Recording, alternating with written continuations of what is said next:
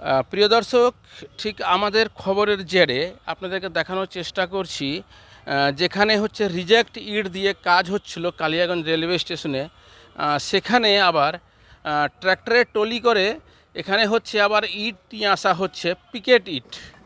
জানি না শিডিউলে কি রয়েছে।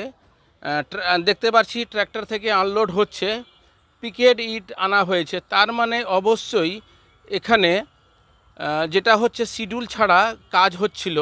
আপনাদেরকে দেখানোর চেষ্টা করছি, বর্তমানে পিকেট ইট আনা হয়েছে এবং তার পাশে আবার রিজেক্ট ইটও রাখা রয়েছে।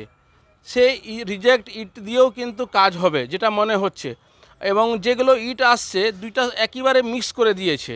একদিকে ভাঙাচূড়া রিজেক্ট ইট এবং একদিকে হচ্ছে আবার পিকেট ইট দিয়ে কাজ হচ্ছে। যেটা পিকেট ইট দিয়ে কাজ হবার কথা কি না, এখনও কিন্তু তারা নির্মাণকারী সংস্থার কর্মীরা